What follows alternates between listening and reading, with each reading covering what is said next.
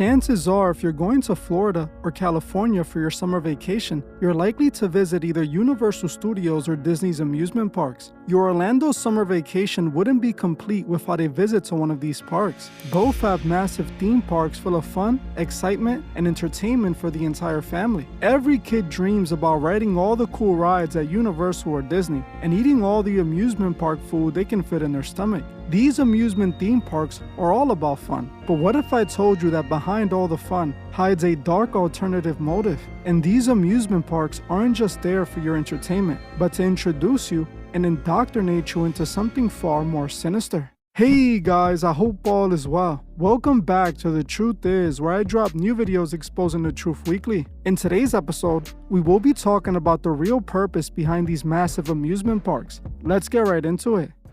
When I was a child, like every other child, I loved going to amusement parks. Whenever my family went on vacation in Florida, if we had the extra cash, my parents would take me to one of the big theme parks. While I was never into roller coasters, I still highly enjoyed going to Universal or Disney for everything else they had to offer. It felt so fun and exciting, and it truly did feel like a magical place. It's not just kids who love these amusement parks either. Adults love them too. There is something about these theme parks that make you forget about everything else and feel like a kid again. That is why people spend thousands traveling to Florida or California and then pay thousands of dollars to attend these theme parks. It is truly one of the funnest places on earth. I hadn't been back to Universal Studios or Disney World since I was a teenager, so I had sort of forgotten about them entirely. That was until last year when a good friend of mine went on vacation in Florida. When he got back from his trip and we met back up, he told me about his trip to Universal Studios. And although he said it was fun, he told me there was something off about it all. He said he almost felt like they were pushing witchcraft and the occult onto him from the moment he walked in.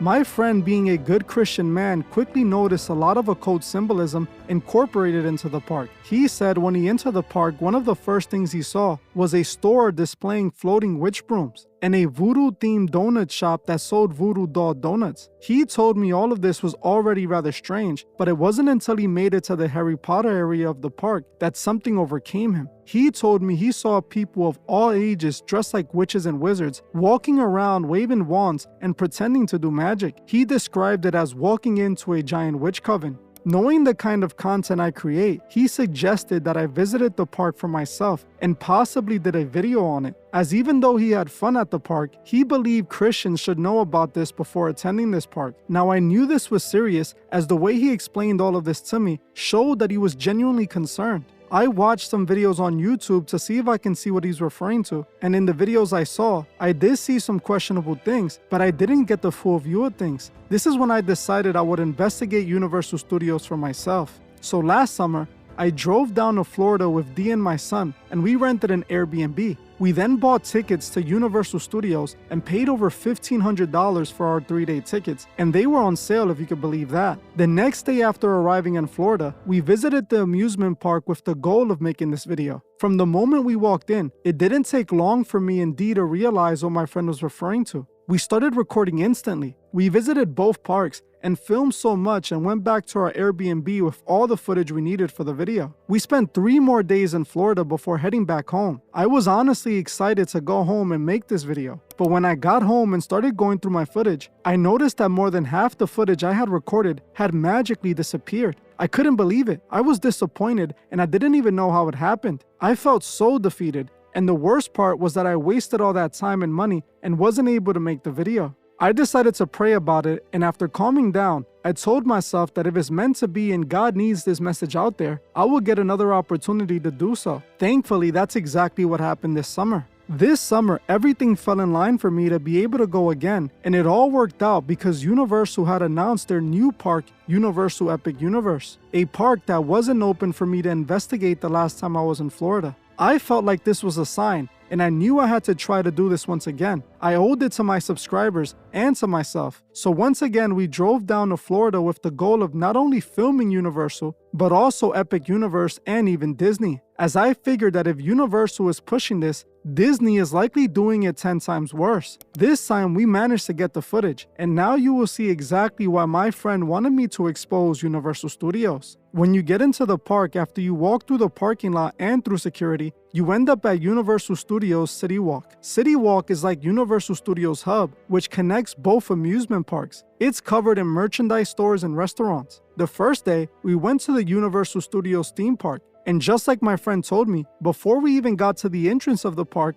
we noticed exactly what he was talking about. One of the first stores you see is the Universal merchandise store. The store sells all kinds of overpriced Universal merchandise, but what stood out to me was the glass display of mannequins of kid wizards holding wands and witch brooms. This is one of the first things you're met with, blatant occult symbolism. This is obviously themed after Harry Potter, which is directly inspired by Masonry and the occult. We will talk more about this later though. When you walk in, you see kid mannequins dressed up as wizards holding wands. They also have wands for sale. They had this wand holder in the middle with basic cheap wands for the brokey wizards, while they have these fancy wands for the baller wizards. This display holds all the expensive wands, and as you can see, it is decorated in occult symbolism. Even the cups had these symbols. When you walk out this merch store, you're instantly met by the Voodoo donut store. You literally can't make this up. The store next to the Wizard Wand selling store, it's a donut shop that sells Voodoo donuts. The Voodoo donut shop was super packed, and it wasn't easy getting inside to film. Everyone really loves these donuts for some reason. It's almost like the donuts had everyone under a spell.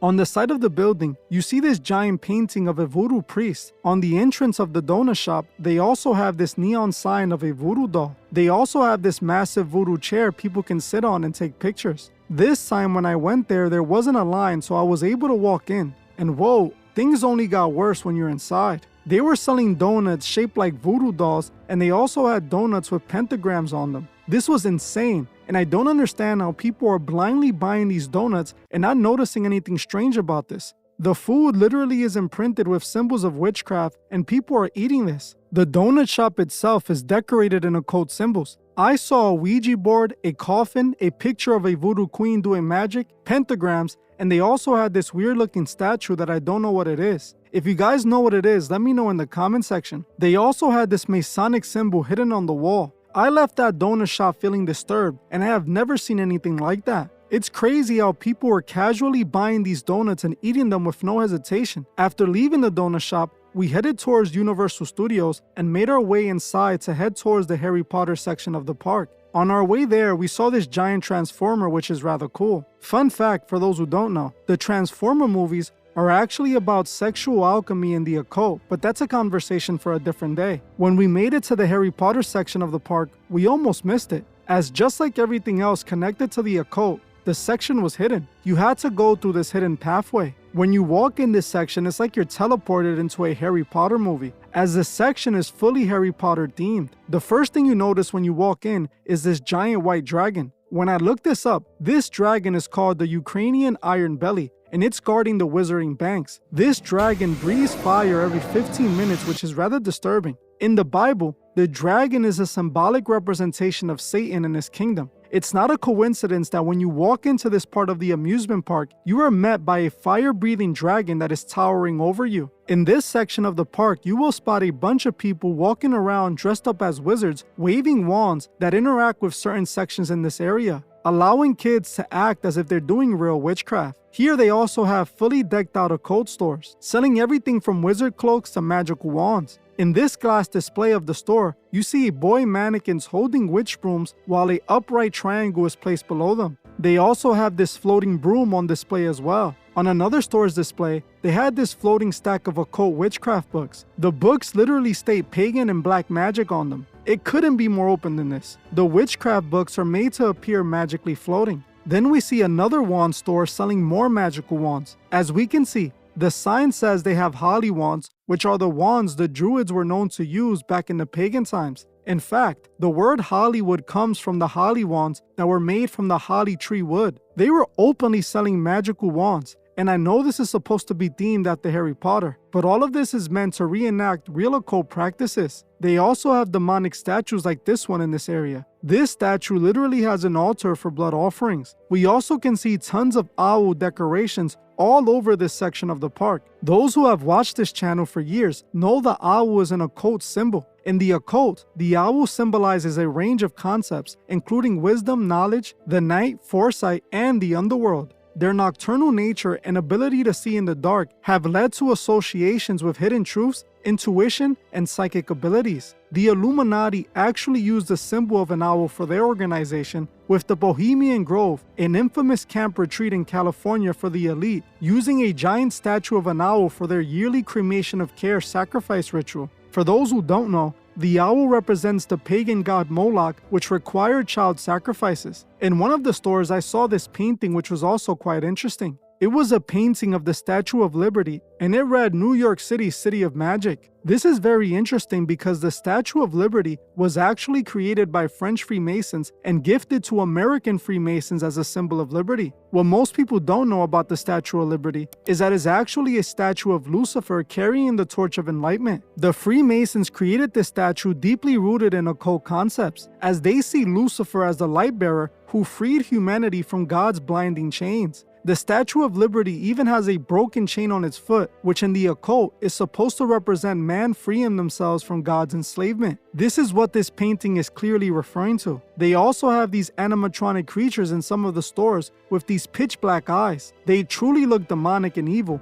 and honestly, they look like demons. This place was full to the top with witchcraft and occult symbols. Sadly, they had everyone interacting with it and participating in it blindly. After we left the Harry Potter world on our way out, we found their new Wicked store based on the new Wicked movie. Just like the Harry Potter stores, they had all this occult merchandise throughout the store, with glass displays showing the outfits worn by the real witches in the movie. They were casually promoting the wickedness of the occult, and people were eating it all up. Now this time around, I didn't get to go to the Harry Potter section in the Islands of Adventure theme park, as I paid over $1,100 to visit 2 parks, and I wanted to see Epic Universe, so I couldn't go to Islands of Adventure. But I did go to Islands of Adventure last year, and although I lost the footage, I do remember what I saw. Just like in Universal Studios, in Islands of Adventure, they also have a bunch of wand shops and occult stores. This park also has a giant nightly magic show. The show uses the giant wizarding castle and projects a show on it. Thousands gather up at this section of the park dressed like wizards to see the giant magic show. Again, indoctrinating families into the occult. Now the next park we visited was the brand new Epic Universe. There was so much hype around this park, and so many people were excited to visit it. This new park just opened this year in May, so the hype was on a whole other level. The new park had 5 worlds in it: Celestial Park, Super Nintendo World, How to Train Your Dragon, the Wizarding World of Harry Potter, and Dark Universe. Due to how packed this park was, wait times were exceeding 2 hours. While the park did look nice and grand, it was rather empty and extremely hot. I felt like I was being slow roasted by the sun while walking around. I went to all the lands, like the Mario Land and How to Train Your Dragon Land. While we didn't get on any rides, we did applaud the theming. While this park did look nice, the occult and pagan god worship was more blatant than in Universal or Islands of Adventure. Universal's Epic Universe features a Greek god and a Roman goddess as focal points, specifically Helios, the sun god, and Luna, the moon goddess. Their presence is prominently displayed in Celestial Park, the central area of the park. The park's design aims to evoke the feeling of the sun rising and setting, with the moon ascending and descending, symbolizing the continuous cycle of day and night. The entrance to Universal's Epic Universe theme park features a structure called the Kronos Tower, which acts as a portal and a conduit to the park's other worlds. Guests enter through Emerald's Gate and then encounter the Kronos, a machine said to harness the universe energy to power Celestial Park. Kronos is the Greek representation of the god Saturn. Saturn is one of the main gods worshipped by occultists. Openly, they are incorporating real pagan worship into the park without people's knowledge. The entire Celestial Park, which is the main hub of the park, is directly based on occult astrology. When you walk into the center store at the start of the park, you see that they have a giant display depicting all the astrological signs and the gods they represent. The main theme of the park is occult duality, with the 2 main gods, Luna representing the moon goddess and Apollo representing the sun god. They have giant statues of these gods in the park towering over the guests. These gods are a representation of occult duality and transmutation. These are the same pagan gods the occultists who control this world worship and channel. They place them in their amusement parks so families can worship these gods blindly. Now, I thought the Dark Universe was going to be the most blatant with the occult symbols, but I was wrong. it was basically empty with just 2 rides and generic Halloween decorations. The How to Train Your Dragon land had way more occult symbols than the Dark Universe, if you could believe that, with blatant Baphomet imagery in many places. Now I knew, just like in Universal and Islands of Adventure, the most occult symbolism would be found in the Harry Potter land. When I made my way to the Harry Potter section of this park, they couldn't have made it more obvious. Outside the world, you see a giant phallic statue with a hand protruding out the top holding a wand. This entire statue is a representation of sexual alchemy and the male reproductive organ. As in alchemy, the male reproductive organ is the magical wand used for sex rituals. This is why you often find phallic statues everywhere, as the Masons often use this imagery as well. Speaking about the Masons, they didn't hide Harry Potter's connections to Masonry in this park.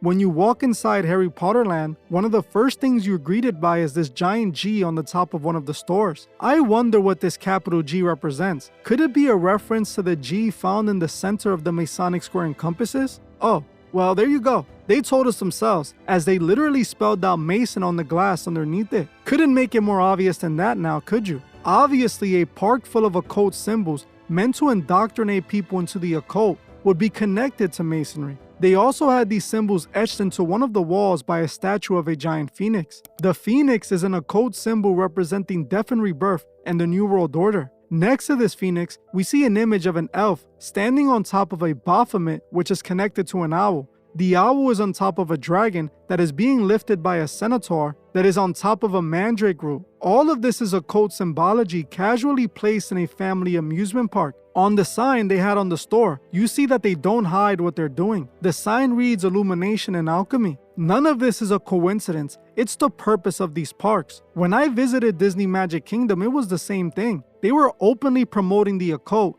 and had stores decorated with occult symbols. Like this store by the Haunted Mansion that literally had a witchcraft book with the all-seeing eye in the display, with a bunch of other occult symbols. Disney's entire park was about magic and witchcraft, just like Universal. Now I have to say it, my friend was right. This needed to be exposed. Millions of people visit Universal and Disney yearly. They go to Universal, buy a wand and a wizard cloak, and pretend to be wizards, while eating voodoo cursed donuts and immersing themselves in the world of the occult. These theme parks aren't just about fun. They are about indoctrinating you into the world of the occult without you noticing. They have people blindly participating in witchcraft and loving it. This is all strategic, as the same people behind the amusement parks are the ones behind all the movies that push the occult and the artists that push Satanism. Why would their amusement parks be any different? Universal Studio is being used like Hollywood in the music industry to indoctrinate and normalize the occult by encouraging people to interact with occult practices in a fun and enjoyable way without knowing they're participating in real witchcraft. This is just another level of indoctrination. Get the people actively participating in the practice. Look, I'm not telling you not to take your family to Universal or Disney, but I am telling you to be aware and don't let them fool you into blindly participating in witchcraft. Don't let them convince you to buy a wizard cloak and a wand and practice witchcraft. This is all real. While it might not seem like it, this affects you spiritually. Seriously, think about it. Why did they have to incorporate Harry Potter to each one of their parks? They already had it in 2 other parks, yet they put it in Epic Universe. Because this is the best way to get people blindly participating in the occult. You must guard your soul and protect your loved ones. Don't let the devil trick you with fun and excitement. Keep your spiritual guards up. Well, I'm gonna end this one here. I want to thank you all for watching, and I'll see you guys in the next one.